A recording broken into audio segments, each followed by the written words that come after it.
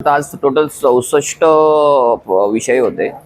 64 विषयापैकी साधारण 29, 30, 31 विषयापर्यंत चांगल्या चर्चा झाल्या. बोलायलाही दिलं गेलं काही विषयावर. आज तिथे कुठे काही कोणाला विरोध करणं असं हा नव्हतं कुठल्या विषयाला.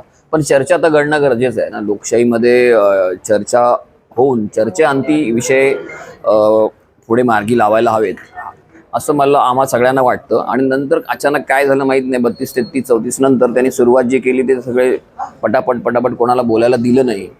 तर मग तुम्हाला असं वेळेचं जर बंधन होतं तर मग एवढे मोठे एका दिवशी 64 प्रस्ताव घ्यायचे, विषय घ्यायचे नव्हते, कमी घ्यायचे होते.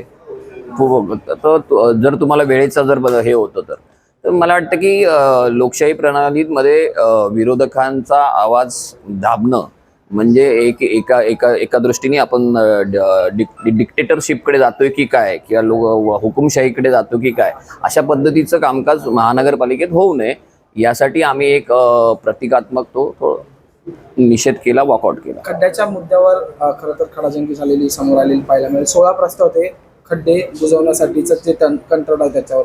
त्यावेळीच नेमकं काय घडलं खड्ड्याच्या ह्याच्यावर? आणि ते काय होतं की त्यांना जे हवे होते ते प्रस्ताव एकमताने त्यांनी पास केले. त्यांना त्यातले काही अडचणीचे होते, तिथे त्यांचेच सदस्य बोलले आणि त्यांच्याच सदस्यांनी त्याला अनुमोदन देऊन ते रेफर बॅक केले. म्हणजे हे सगळं स्क्रिप्टेड आहे असं मला वाटतं, ठरवून चाललेलं आहे, ठरवून केलेल्या गोष्टी आहेत.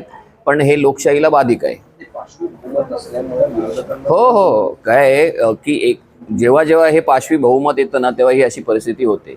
मला वाटतं की जेव्हा बहुमत मिळतं तेव्हा डोक्यात हवा न जाता जमिनीवर राहून जर आपला कारभार चालवला तर मला वाटतं लोकशाही टिकेल आणि विरोधकांचं जे लोकशाहीतलं स्थान आहे ते देखील अबाधित राहील. 64 प्रस्ताव होते, त्याच्यामध्ये 25 अधिक चर्चेविना मंजूर करण्यात आले. मग मी तेच सांगतोय ना की तुम्हाला जर वेळेचा प्रॉब्लेम होता, वेळ होतोय, उशीर होलाय असं तुमचं म्हणणं होतं, तर मग एवढे 64 प्रस्ताव एका दिवशी आणायचेच कशाला ना?